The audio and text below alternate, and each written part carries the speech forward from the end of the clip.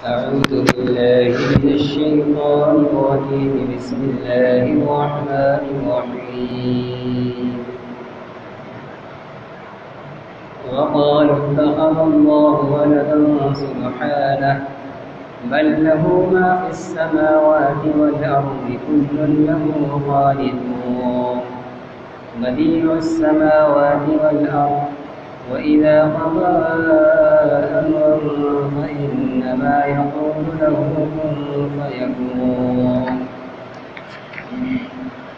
وقال الذين لا يعلمون لولا يكلمنا الله أو تأتينا آية كذلك قال الذين من قبلهم مثل قولهم تشابهت قلوبهم قد بينا الآيات لقوم يوقنون.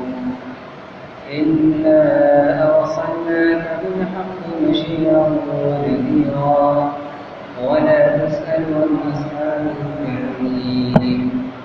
ولن ترضى عنك اليهود ولا النصارى حتى تتبع ملتهم قل إن هدى الله هو الهدى ولن اتبعك أهواءهم بعد الذي جاءك من العلم ما لك من الله من ولي ولا نصير.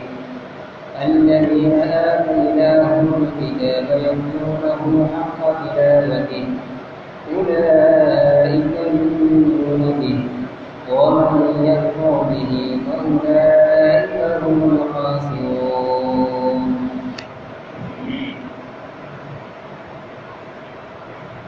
وقالوا اتخذ الله ولدا سبحانه بل له ما في السماوات والأرض كل له قانتون. اور یہودیوں نے کہا کہ اللہ نے اولاد بنا رکھی ہے. سبحانہ اللہ کی ذات سب سے پاک ہے. بل لہ ما فی السماوات والارض بلکہ اسی کا مال ہے وہ تمام کچھ وہ سب کچھ جو آسمانوں میں ہے اور جو زمین میں ہے. کل لہ قانتون سب کے سب اس کے آگے ادب سے ہیں. سب کے سب اس کے آگے جھکے ہوئے ہیں. یہودیوں کا بیان چل رہا ہے اور ان کی مختلف قباحتوں اور برائیوں کا تذکرہ کیا گیا تھا. کم و بیش اب تک جو مختلف آیات کے اندر ان کی مختلف عادتوں کا تذکرہ کیا گیا ہے. 29 ان کی شرارتوں کا ان کی برائیوں کا اب تک ذکر ہو چکا ہے. اس آیت کے اندر اتخذ اللہ ولدا سے ان کی ایک اور 30ویں نمبر کی برائی کا تذکرہ ہو رہا ہے. یہودیوں میں سے کچھ لوگوں نے ایک جماعت نے حضرت عزیر علیہ السلام کو اللہ کا بیٹا کہہ رکھا تھا. ان کو بجائے اللہ کا بندہ اور نبی تسلیم کرنے کے ان کو خدا کا بیٹا وہ کہنے لگے تھے. اسی کو اللہ تعالیٰ یہاں نقل کر رہے ہیں کہ یہودیوں نے اپنی بے جملہ شرارتوں کے ساتھ ایک بات یہ کی کہ انہوں نے یہ جملہ کہہ دیا اور یہ کہتے رہے اتخذ اللہ ولدا کہ اللہ نے اولاد بنا رکھی ہے. اس کی اولاد ہیں, بیٹے ہیں. یہ عزیر اللہ کے بیٹے ہیں. اللہ تعالیٰ نے اس کی تردید فرمائی کہ سبحان اللہ کی ذات ان سب سے پاک ہے. اس لیے کہ اولاد جب کسی کی ہوتی ہے تو وہ اولاد یا تو اس کی جنس سے ہوگی یا غیر جنس ہوگی. انسان ہے, انسان کی اولاد ہے, اس کی جنس سے ہوتی ہے, وہ بھی انسان ہوتا ہے. یا اگر کسی مخلوق کی اولاد ہو, اس کی نسل ہو تو اس کے جنس کے علاوہ ہوگی. اللہ تعالیٰ کی اگر نعوذ باللہ جیسا کہ وہ لوگ دعویٰ کرتے تھے کہ اولاد ہے, تو اب اگر اولاد نعوذ باللہ ہو یا تو جنس سے ہوگی یا غیر جنس ہوگی, یعنی بیانی ہی اللہ جیسی چیز ہوگی یا اس کے علاوہ ہوگی. اللہ کے اگر علاوہ ہوگی, جنس سے اس کی نہیں ہوگی, تو جو بھی ہوگا ماں سے اللہ وہ عیبدار ہوگا. اور اللہ کی عیب سے پاک ذات کی اولاد نعوذ باللہ اگر ہو ورنہ تو یہ ہے ہی نہیں. اگر ہو تو وہ عیبدار ہو تو یہ اللہ کے اندر نقص کہلائے گا، اور اللہ تعالیٰ کہتے ہی اس کو جو ہر عیب سے پاک و صاف ہو۔ اس لیے غیر جنس سے اللہ کی اولاد تو ہو نہیں سکتی، جنس سے بھی نہیں ہو سکتی، اس لیے کہ اللہ کے بارے میں یہ تصور ہے اور یہ یقین ہے اور یہی اس کی حقیقت ہے کہ وہ ہر طرح کے کمالات میں بے مثال ہے، اس کی کوئی نظیر نہیں ہے۔ جنس سے جب کوئی اولاد ہوگی تو بالکل بے عینی ہوگی تو اس کی نظیر ہو جائے گی، اس کی مثال ہو جائے گی، تو یہ بھی اللہ تعالیٰ کی وحدانیت کے خلاف ہو جائے گا، اس کے یکتا اور بے مثال ہونے کے خلاف ہو جائے گا۔ جبکہ اللہ کے بارے میں قرآن کا یہ اعلان ہے لیس کمثلہ شیء، اس کا کوئی مثال، اس کی جیسی کوئی چیز نہیں ہے۔ تو اولاد ماننے میں یہ خرابی لازم آئے گی، یا تو اللہ تعالیٰ کا کی ذات کے اندر عیب نعوذ باللہ لازم آئے گا، اور اللہ کی ذات عیب سے پاک ہے، اس لیے کہ اولاد اللہ کی جو ہوگی بالفرض وہ اللہ کے جنس کے علاوہ ہوگی، جنس کے علاوہ اگر جو بھی ہوگی تو وہ عیبدار ہی ہوگی، اللہ جیسی بے عیب نہیں ہو سکتی۔ اور ایک بے عیب ذات اگر اولاد جنے بھی تو عیبدار جنے، یہ خود اس کے لیے نفس ہے۔ جیسے دنیا کے اندر باوجود کہ حقیقت کے اعتبار سے نفس نہیں ہے، کوئی عورت یا کوئی اور دوسری مخلوقات جو بچہ جنتی ہیں، اگر وہ ناقص جن دیں، اندھا جن دیں، ننگا جن دیں، مردہ جن دیں، تو ان کو مطعون کیا جاتا ہے، ان کے لیے عیب سمجھا جاتا ہے۔ تو اللہ تعالیٰ کے جنس کے علاوہ جو بھی اگر اولاد ہوتی تو وہ عیبدار ہوتی، اور اللہ جیسی بے عیب ذات اور عیبدار اولاد جنے یہ خود اس کے لیے ایک عیب ہو جاتا۔ اور ہمارا یہ عقیدہ ہے کہ اللہ کی ذات ہر عیب سے پاک ہے، اور اللہ جیسی بھی اولاد نہیں ہو سکتی، اس لیے کہ اللہ کے بارے میں تصور ہے اور یہ اعلان ہے کہ لیس کمثلہ شیء، اس کی کوئی مثال نہیں ہے، اس کے جیسا کوئی نہیں ہے، وہ ہر اعتبار سے تنہا اور یکتا ہے۔ اگر اسی جیسی اس کی اولاد مانیں گے تو پھر وہ یکتا نہیں رہ جائے گا، اور جو یکتا نہ ہو، بے مثال نہ ہو، اور اپنے تمام تر خوبیوں میں بے نظیر نہ ہو، وہ الہ نہیں ہو سکتا، وہ معبود نہیں ہو سکتا۔ اس لیے اللہ تعالیٰ کی کوئی اولاد کسی بھی طرح سے ہو ہی نہیں سکتی۔ اللہ تعالیٰ فرماتے سبحانہ، اللہ تعالیٰ کی ذات توارث سے، تناسل سے، اولاد جننے سے، یا یہ کہ اس کو کوئی جنے، اس کا کوئی باپ ہو، ماں ہو، یہ سب چیزوں سے اللہ تعالیٰ کی ذات پاک ہے۔ بل لہ ما فی السماوات والارض، اب آگے اللہ تعالیٰ ایک دوسرے اعتبار سے اپنی قدرت اور طاقت کو دکھلا کر یہود کے قول کی اور ان کے اس دعوے کی کہ اللہ کی اولاد ہیں، اس کی تردید کر رہے ہیں۔ اولاد کی ضرورت اس کو پڑتی ہے جس کو سہارے کی ضرورت ہو۔ اولاد کا متمنی انسان اس لیے ہوتا ہے تاکہ جب ہم بڑے ہو کر، بوڑھے ہو کر کمزور ہو جائیں تو ہماری کوئی اولادیں ہمارا سہارا بنیں، ہماری جائیداد کا، ہماری کاروبار کا وارث بن جائے، چیزیں ناوارث نہ ہو جائیں، ان کو ہمارے بعد کوئی سنبھالنے والا ہو جائے، یا ہمارے بعد ہمارا وجود مٹ نہ جائے، ہماری نسل چلے گی تو ہمارا خاندان نام باقی رہے گا۔ تو یہی سب مقصد ہوتا ہے اور ضرورت ہوتی ہے اولاد کی۔ اللہ تعالیٰ فرماتے ہیں کہ اللہ تعالیٰ کو ان سب چیزوں میں بھی احتیاج نہیں ہے۔ اللہ تعالیٰ قادر مطلق ہے، اس کو کبھی کسی کے کوئی سہارے کی ضرورت نہیں ہے، اور اللہ تعالیٰ تنہا اس کو خاندان سے اور اپنے وجود کے لیے اپنے نعوذ باللہ کسی خاندانی تعارف سے بے نیاز ہے۔ اس لیے نہ خاندان بچانے کے لیے اور نہ سہارے کے لیے کسی بھی اعتبار سے اس کو کسی چیز کی کوئی ضرورت نہیں ہے۔ کیوں یہ ضرورت ہے کہ بل لہ ما فی السماوات والارض، اسی کا تو ہے وہ سب کچھ جو کچھ آسمان اور زمین میں ہے۔ ہم اپنی اولاد کے اس لیے محتاج ہیں کہ دنیا کے اور انسان ہمارے نہیں ہیں، وہ وقت پر ہم اس سے کوئی حکم کسی کام کا نہیں کر سکتے، وہ ہمارا سہارا نہیں بن سکتے، اور وہ ہمارے وارث نہیں ہو سکتے، وہ ہماری چیزوں کا خیر کا نہیں ہو سکتے۔ تو ہمارے علاوہ دوسری چیزوں پر ہمارا کوئی اختیار نہیں ہوتا ہے، ہم مجبور محض ہیں، اس لیے ہمیں ضرورت ہوتی ہے دوسرے کی مدد کی، سہارے کی، اولاد کی۔ لیکن جو قادر مطلق جس کے قبضے میں سب کچھ ہے، سب کچھ اسی کا ہے، اور جب وہ چاہے لفظ کن فیکون سے اپنا سارا ارادہ مکمل کر سکتا ہے، تو اس کو اولاد بنانے کی کیا ضرورت ہے؟ کرے بل لہ ما فی السماوات والارض، اسی کا تو ہے وہ تمام کچھ جو کچھ آسمان اور زمینوں کے اندر ہے۔ کل لہ قانتون، اور ہر ایک اس کے آگے جھکے ہوئے ہیں۔ ایسا بھی نہیں ہے کہ انسانوں کی طرح کہ اس کا اگر دوسرے کو کوئی مخاطب وہ کرے، طلب کرے، حکم کرے، کوئی فریاد کرے تو کوئی ضرور نہیں ہے کہ سننے والا اس کی فریاد کو قبول ہی کرے یا قبول نہیں بھی کر سکتا ہے، دونوں احتمال ہوتا ہے۔ لیکن اللہ کی جو تمام چیزیں ہیں، جو تمام مخلوقات ہیں، تمام کائنات کا سب کچھ ہے، میرا سب اس کے آگے جھکی ہوئی ہے۔ بس جو ہی اس کا کوئی اشارہ ہوتا ہے اللہ تعالیٰ کے ارادے کی تکمیل میں وہ چیزیں لگ جاتی ہیں۔ کوئی چیز اللہ کی ملکیت میں اس کی باغی نہیں ہے، جیسے ہماری ملکیت اور ہمارے ماتحت چیزیں اور لوگ باغی ہو جاتے ہیں، اللہ کے یہاں یہ چیز بھی نہیں ہے۔ تو تمام چیزیں بھی اسی کی ہیں اور سب اس کے تابع ہیں، جن سے چاہے جب چاہے اپنے ارادے کی تکمیل کرا سکتا ہے، اس لیے اس کو سہارے کی کوئی ضرورت نہیں ہے۔ اس لیے اللہ تعالیٰ کی ذات اولاد سے پاک ہے، اولاد کے لیے اس کا لیے دعویٰ کرنا جائز نہیں ہے، غلط ہے، یہ بڑے درجے کا شرک ہے۔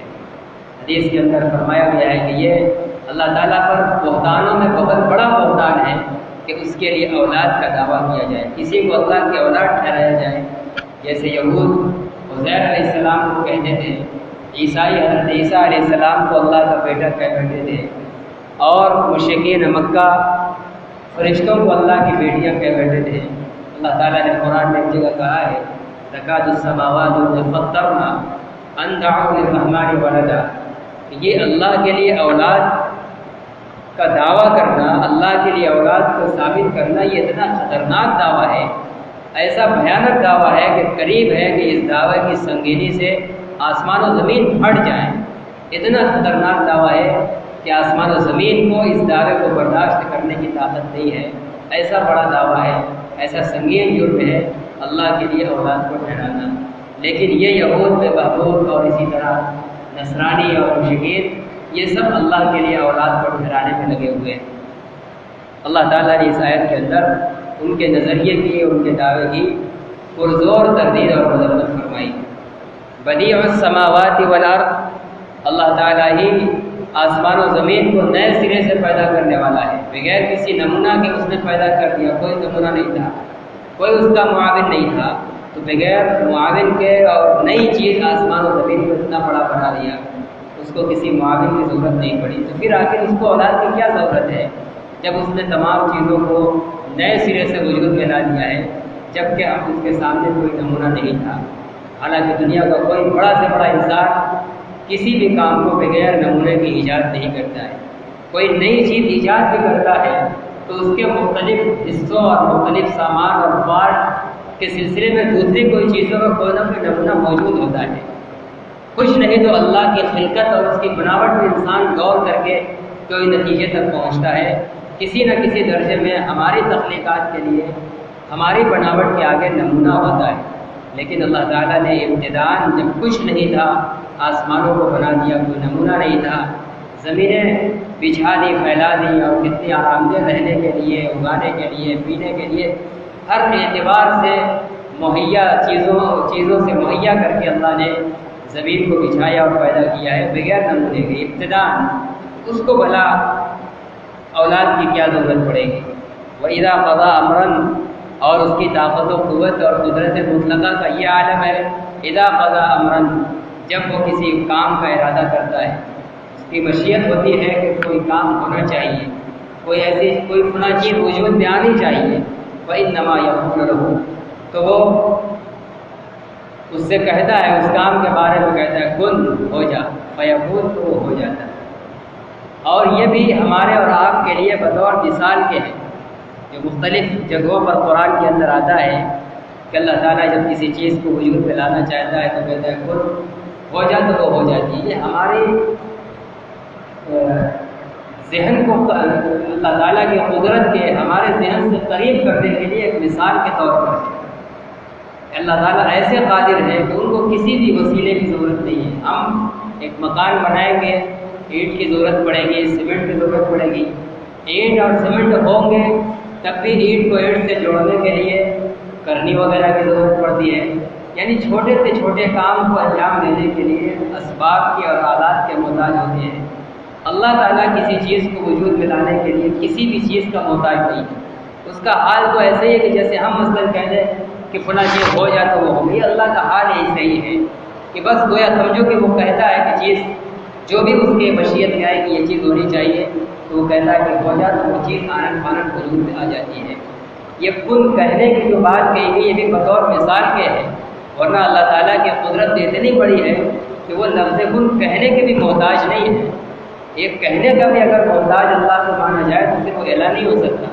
معبود اور خدا تو وہ ہوتا ہے جو ذرے برابر کے بھی احتیاج سے پاک ہو۔ اللہ تعالیٰ کسی چیز کے وجود میں لانے میں اس کی مشیت ہوتی ہے، چیز وجود میں آ جاتی ہے، کن کہنے کا بھی محتاج نہیں ہے۔ یہ بات صرف ہمارے ذہن میں سمجھانے کے قریب کرنے کے لیے کہی گئی ہے، اور مثال کے کہ اللہ تعالیٰ کی قدرت کو سمجھانے کا یہی ایک آخری درجہ تھا۔ اگر یہ بھی نہ کہا جاتا تو پھر ہمارا ذہن نہیں سمجھ سکتا تھا کہ اللہ تعالیٰ کس طرح قادر مطلق ہے، بغیر اسباب کے کیسے پیدا کر دیتے ہیں۔ تو یہ ایک مثال کے طور پر کہا گیا ہے کہ جب وہ کسی چیز کو وجود میں لانا چاہتے ہیں تو یوں سمجھو کہ وہ کہتا ہے کہ ہو جا تو وہ ہو جاتی ہے۔ اس کے لیے مکان مثلاً تعمیر کرنے کے لیے اینٹ بالو اور سیمنٹ اور کرنی اور مستری ان کی ضرورت نہیں پڑتی ہے۔ تو یہ ایک بطور مثال کی ہے، ورنہ حقیقت یہ ہے کہ اللہ کو لفظ کن کہنے کی بھی ضرورت نہیں پڑتی ہے۔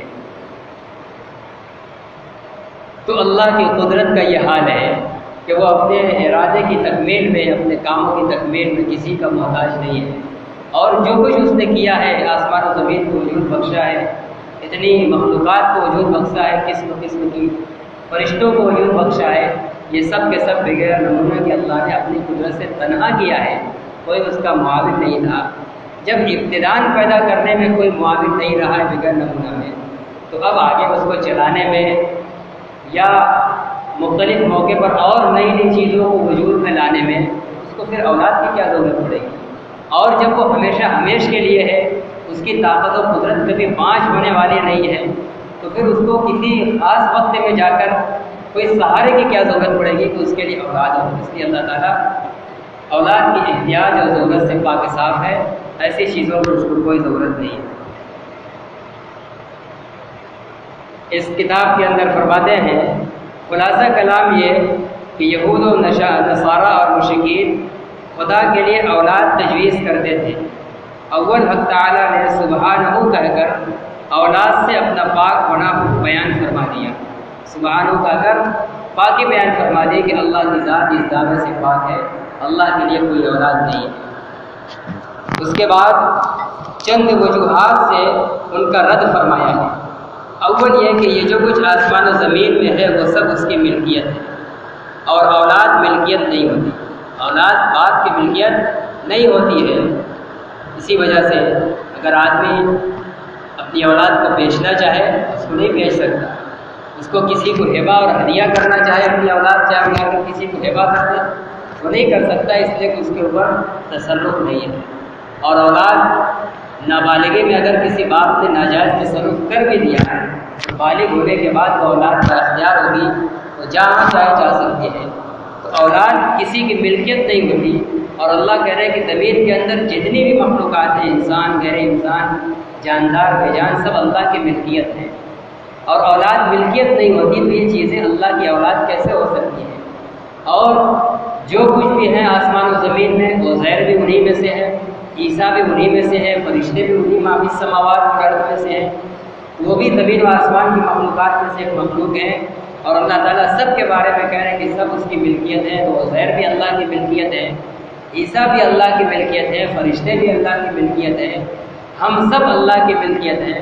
تو جب ہم اللہ کی ملکیت ہیں تو ہم اللہ کے بیٹے ہم سب کیسے ہو سکتے ہیں؟ مخلوقات اللہ کے بیٹے کیسے ہو سکتی ہیں؟ جیسے یہ موبائل ہماری ملکیت ہے، ہم نے اور آپ نے اس میں اپنا پیسہ لگا کر اس کو حاصل کیا، اس کے مالک ہیں، تو جب ہم یہ ہمارا مملوک ہے، یہ ہماری ملکیت ہے، تو یہ ہماری اولاد کیسے ہو سکتی ہے؟ ملکیت کبھی اولاد نہیں ہوتی۔ جیسے موبائل ہماری ملکیت ہو کر ہماری اولاد نہیں ہے، اور ہمارے گھر کے تمام ساز و سامان، خود ہمارا گھر ہماری ملکیت ہونے کی وجہ سے وہ ہماری اولاد نہیں ہے۔ ہمارے ذہن میں کبھی تصور آتا ہے کہ ہمارا گھر ہماری اولاد ہے، ہماری مشین ہماری اولاد ہے، ہماری والدین ہماری اولاد ہے؟ کچھ بھی ہماری اولاد نہیں ہے۔ سب کو آدمی اپنی ملکیت سمجھتا ہے، اور ملکیت جو چیز ہوتی ہے وہ اولاد نہیں ہوتی ہے۔ اور یہ بات طے شدہ ہے اللہ کے بارے میں کہ اللہ کے ماں سوا جتنی تمام چیزیں ہیں، کھیت اور اس کے اندر جو کچھ ہے وہ سب اللہ کی ملکیت ہے. اسی ملکیت میں عزیر بھی ہے, عیسیٰ بھی ہے, فرشتے بھی ہیں. تو جب ہمارے اور آپ کی ملکیت ہماری اولاد نہیں ہوتی تو اللہ کی ملکیت اللہ کی کیسے اولاد ہو جائے گی؟ اس لیے ملکیت اللہ کی بھی اولاد نہیں ہو سکتی. فرماتے ہیں کہ جو کچھ یہودیوں اور نصارہ مشرکین کے دعوے کا رد فرمایا ہے اس طرح سے کہ جو کچھ آسمان و زمین میں ہے وہ سب اللہ کی ملکیت ہے اور اولاد ملکیت نہیں ہوتی, اس لیے یہ تمام چیزیں اللہ کی اولاد نہیں ہو سکتی.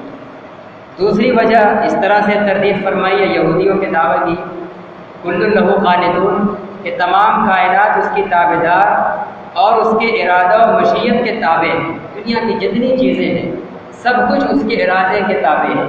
جب اللہ کا ارادہ ہوگا ہم سے کہ ہم ابھی کھڑے ہو کر جھک جائیں تو اللہ کو کسی اسباب اختیار کی ضرورت نہیں ہے, آٹومیٹک ہمارے دل کے اندر خیال پیدا ہوگا ہم کھڑے ہو کر جھک جائیں گے. تو یہ ہمارا فوراً کھڑے ہو کر جھکنا یہ اللہ کی مشیت سے ہے. اللہ نے کون سا میسج کیا ہے ہمارے کان کے اندر؟ کوئی آواز آئی اللہ کی طرف سے کہ کھڑے ہو کر جھک جاؤ, یا کوئی اور پیغام آیا ہے کہ کھڑے ہو کر جھک جاؤ؟ کوئی گھنٹے بجے کچھ بھی نہیں, اچانک یکایک ہم کھڑے ہو گئے جھک گئے. اس کے پیچھے صرف اللہ کی مشیت تھی. جو ہی اللہ کا ارادہ ہوا فوراً ہم کھڑے ہو کر جھک گئے, جو ہی اللہ کا ارادہ ہوا ہم لیٹ گئے. تو فرماتے ہیں کہ سب کچھ اللہ کی مکمل ایسی تابع ہے کہ اللہ کی جب کسی چیز کے بارے میں جو مشیت ہوتی ہے اس چیز سے فوراً وہ کام وجود میں آ جاتا ہے. اللہ تعالیٰ کو اس چیز سے وہ کام وجود میں لانے میں کسی چیز کی ضرورت نہیں ہوتی ہے. کہا تھا نا کہ لفظ کن کی بھی ضرورت نہیں ہوتی ہے. وہ جو لفظ کن قرآن میں جگہ جگہ کہا گیا ہے کہ اللہ کہتا ہے وہ ہمارے اور آپ کے ذہن کے قریب کرنے کے لیے کہ اللہ کی کامل قدرت کا گویا یوں سمجھو کہ یہ حال ہے. اسی طرح مختلف چیزوں کے درخت اگتا ہے, موسم آتا ہے, یکایک پھل آ جاتا ہے, تو اللہ تعالیٰ اس درخت سے کہتا نہیں کہ درخت تو پھل دے, یا کوئی پیغام اس تک آئے کہ تم اب پھل دو. اللہ کی مشیت ہوتی ہے بس اس درخت سے پھل اگنا شروع ہو جاتا ہے. اللہ تعالیٰ کو خود کہنے کی ضرورت نہیں پڑتی. فرماتے ہیں کہ اللہ تعالیٰ کی تمام چیزیں اللہ تعالیٰ کی اس طرح تابع ہیں. فرماتے ہیں دوسرا طریقہ رد کا یہ ہے کہ تمام کائنات اس کی تابع دار اور اس کے ارادہ و مشیت کے مسخر ہیں, تابع ہیں. کائنات کے ہر ذرہ سے حدوث اور احتیاج کے آثار اور علامات نمایاں ہیں. کائنات کے جتنے ذرہ ہیں سب کے حدوث کا مطلب آج ہیں کل نہیں ہے, کل نہیں تھے آج ہیں. جتنے بھی ذرے ہیں سب کی یہی کیفیت ہے, ہم سب کل نہیں تھے آج ہیں پھر کل نہیں ہوگی. درخت کل نہیں تھا آج ہے, آج پھل دے رہا ہے, کل پھر پھل نہیں دے گا. آج اپنی تنوں پر ہرا بھرا کھڑا ہے کل سوکھ جائے گا. ایسے ہی ہر چیزوں کا یہی حال ہے, سب کے اندر حدوث ہے. حدوث کا مطلب کہ پہلے نہیں تھی پھر وجود میں آ گئی, پھر ختم ہونے کا بھی ان کے بارے میں یقین ہے کہ وہ ختم بھی ہو جائیں گے. اور اللہ تعالیٰ کی ذات ایسی نہیں ہے, اللہ تعالیٰ کی ذات کے ساتھ حدوث نہیں ہے. یعنی اللہ تعالیٰ کی ذات ایسی نہیں کہ وہ کل نہیں تھی اور پھر آج ہو گئی اور پھر آئندہ کل اس کے نہ ہونے کا اندیشہ ہو, ایسا نہیں. اللہ تعالیٰ کی ذات ہمیشہ سے ہے, پیچھے کوئی لمحہ ایسا نہیں ہے جس میں اللہ کی ذات نہ ہو, ہمیشہ سے ہے جس کی کوئی ابتدا نہیں. اور آگے زمانے میں کوئی ایسی انتہا نہیں ہے جہاں جا کر اللہ ختم ہو جائے اور پھر اس کے بعد اللہ کی ذات نہ ہو, ایسا ہے ہی نہیں. تو دنیا کی تمام چیزوں کے اندر ابتدا اور انتہا ہے. کل نہیں تھی پھر ایک جگہ سے ان کی ابتدا ہے اور پھر کل نہیں ہوگی ایک جگہ ان کا اختتام ہوگا. تو جو چیز کی نہ ابتدا ہو نہ انتہا ہو وہ اس کی اولاد بھلا وہ چیزیں کیسے ہو سکتی ہیں جس کی ابتدا اور انتہا ہو, وہ چیز اس کی اولاد نہیں ہو سکتی.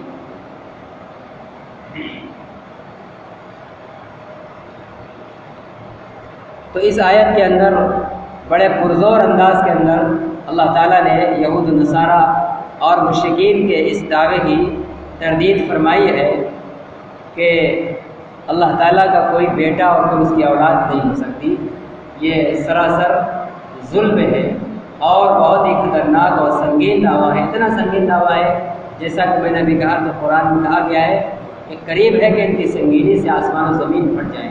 اس لیے اللہ کے لیے اولاد ماننا, ثابت کرنا یا کسی کو متعین کر کے ٹھہرانا کہ اللہ کا بیٹا ہے, یہ بہت بڑا ظلم ہے.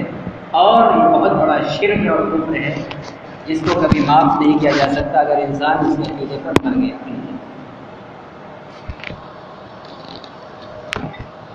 وقال الذين لا يعلمون لولا يكلمنا الله أو تأتينا آية، یہود کی 31ویں خرابی، یہود اور نصارہ دونوں فرماتے ہیں کہ اور کہتے ہیں وہ لوگ جن کو علم نہیں ہے، لولا یکلمنا اللہ او تأتینا آیہ، کیوں نہیں اللہ ہم سے بات کرتا یا ہمارے پاس کوئی نشانی آتی۔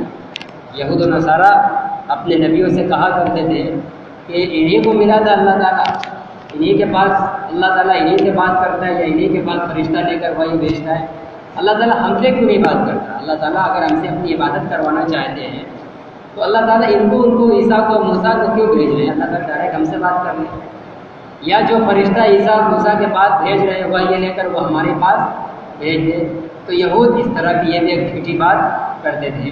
اللہ تعالیٰ فرماتے کذالک قال الذین من قبلہم مثل قولہم، اسی طرح کی بات اس سے پہلے کے لوگ بھی کہہ چکے ہیں۔ یہ یہود و نصارہ جو آپ کے زمانے میں کہہ رہے ہیں، نبی فرماتے ہیں کہ یہ لوگ اس سے پہلے بھی اسی طرح کی بات کہہ چکے ہیں، اور ان کو اللہ تعالیٰ نے لا علم کہا ہے کہ یہ بات وہ لوگ کہتے ہیں جن کو علم نہیں ہے کہ اللہ ہم سے کیوں بات نہیں کرتا یا ہمارے پاس کوئی نشانی اللہ کیوں نہیں بھیجتا۔ حالانکہ جو لوگ یہ بات کہتے تھے وہ یہود کے کتاب کا علم رکھنے والے تھے، اور بہت سے یہود کے علماء تھے، عالم تھے، لیکن پھر بھی قرآن کہہ رہا ہے کہ الذین لا یعلمون، یہ بات وہ لوگ کہتے ہیں جن کے پاس علم نہیں ہے۔ علم رکھتے ہوئے نبیوں پر اور نبیوں کی کتابوں پر، اور اس میں تورات و انجیل کے اندر اللہ کی قدرت کا سب کچھ کا بیان اور نبیوں کے بھیجنے کی حکمتیں مسئلے سب کچھ پڑھنے کے بعد وہ اس طرح کا سوال کر رہے ہیں تو اس کو جاہلی تو کہا جائے گا۔ علم ہوتے ہوئے کوئی غیر عالمانہ سوال کرے وہ جاہل کے درجے میں ہے۔ ایک نادان آدمی جو علم سے ناواقف ہے وہ اگر کوئی سوال کرتا ہے تو بات سمجھ میں آتی ہے کہ اس کو معلوم نہیں، اور ایک آدمی جس کو حقیقت سب پتہ ہے اور پھر بھی اس کے باوجود وہ یہ سوال کر رہا ہے کہ کیوں اللہ ہم سے بات نہیں کر رہا، تو اللہ تعالیٰ نے علم کے باوجود چونکہ ایک جاہلانہ سوال کر رہے ہیں اس لیے اللہ تعالیٰ نے ان کو الذین لا یعلمون کہا ہے، تو وہ علم کے ہوتے ہوئے بھی جاہل ہیں، ان کو کچھ پتہ نہیں ہے، اور کہا ہے کہ اس سے پہلے جیسے ناواقف لوگ اور بے علم لوگ اس طرح کی بات کہہ چکے ہیں، اسی طرح یہ لوگ بھی یہ بات کہہ رہے ہیں کہ اللہ ہم سے کیوں نہیں بات کرتا۔ تشابہت قلوبہم، کہہ رہے ہیں کہ ان کے دل آپس میں ملتے جلتے ہیں۔ یہ لوگ جو اس وقت آپ سے کہہ رہے ہیں کہ اللہ ہم سے کیوں نہیں بات کرتا، کہہ رہے ہیں کہ یہی بات اس سے پہلے بھی لوگ کہہ چکے ہیں، تو ان کے دل فرما رہے ہیں کہ ان کے دل آپس میں ایسے ہی ملتے جلتے ہیں۔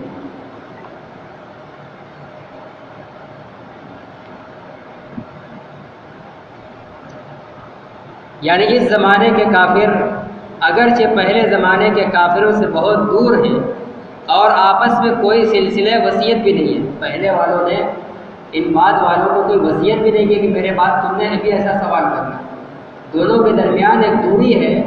اللہ کے نبی کے زمانے کے کافر اور یہودیوں نے عیسیٰ اور موسیٰ کے زمانے کے یہودیوں کو پایا نہیں ہے، ایک لمبا دونوں کے اندر دوری ہے زمانے کی، لیکن پھر بھی دونوں اس طرح کے سوال کر رہے ہیں تو اللہ تعالیٰ فرما رہے ہیں کہ اس کی وجہ صرف یہ کہ ان کے دل ایک ہی میں رنگ گئے، دونوں کے دل کے اندر یکسانیت پیدا ہو گئی ہے۔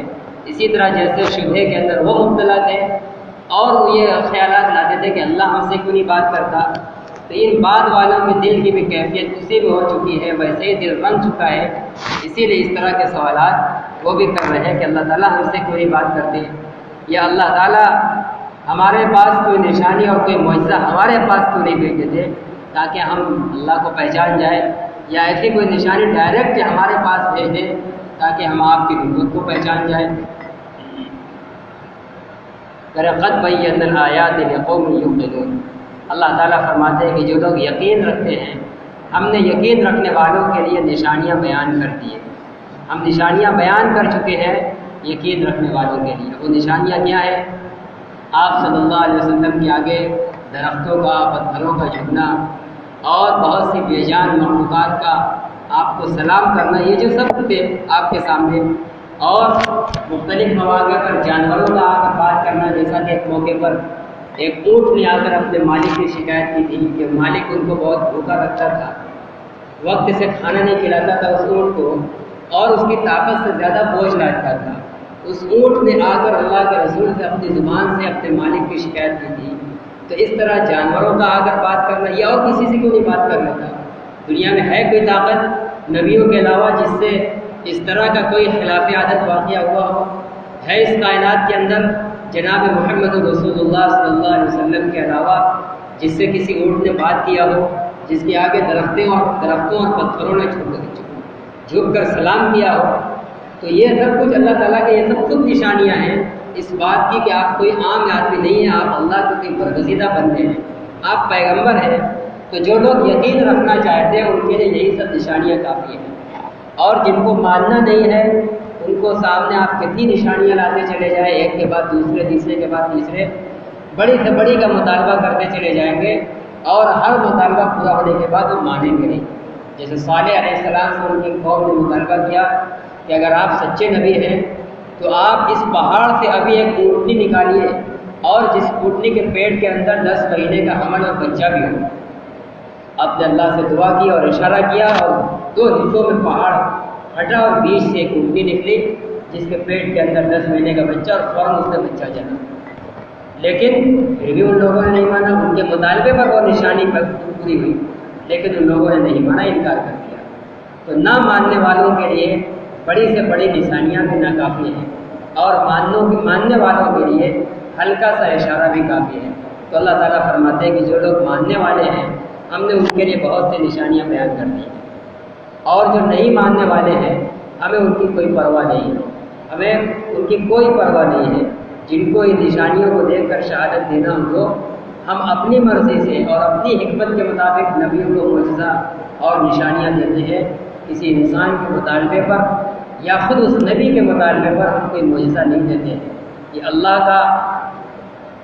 اللہ کا فیصلہ ہوتا ہے، اس میں بندے کا کوئی دخل نہیں ہوتا۔ اسی لیے نبیوں نے کبھی بھی اللہ تعالیٰ سے معجزے کا مطالبہ نہیں کیا ہے۔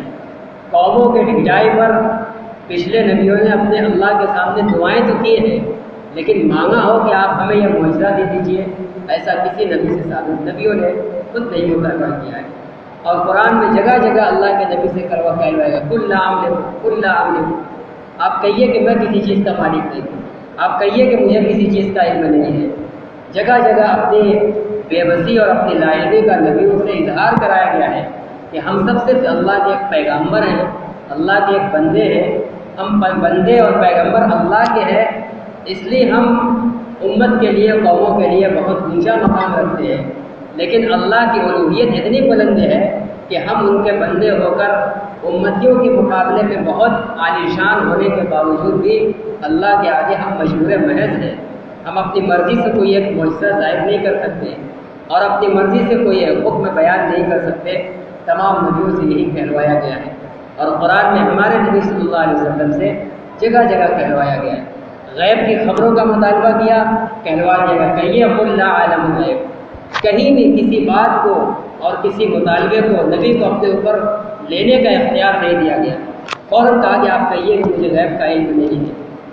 کہیں نفع اور نقصان کی بات اگر آئی تو آپ کہیے قل لا املک لکم قل انی لا املک لکم نفعا ولا ضرا، میں تمہارے نفع نقصان کا مالک نہیں ہوں۔ ہر اعتبار سے اپنے آپ کو بری کیا گیا، اور اللہ کے آگے نبیوں نے اپنے آپ کو مشہور محض ظاہر کیا ہے کہ جو کچھ ہوتا ہے اللہ کی مشیت سے ہوتا ہے، ہمارے اپنے چاہنے اور اس کی مشیت سے کچھ بھی نہیں ہوتا۔ تو اللہ تعالیٰ فرماتے ہیں کہ یہ لوگ ڈائریکٹ یہ مطالبہ کر رہے ہیں کہ اللہ ہم سے بات کرے یا ہمارے پاس کوئی نشانی اللہ بھیجے، اور اس نشانی سے پھر ہم پہچان جائیں کہ ہاں فلاں اللہ کے نبی ہے۔ فرماتے ہیں کہ ایسا ہونا نہیں۔ قد بینا الآیات لقوم یوقنون، ہم نے نشانیاں ماننے والوں کے لیے، یقین رکھنے والوں کے لیے نشانیاں بیان کر دی۔ اللہ تعالیٰ ہم سب کو ان آیات و ہدایات پر عمل کرنے کی توفیق عطا فرمائے۔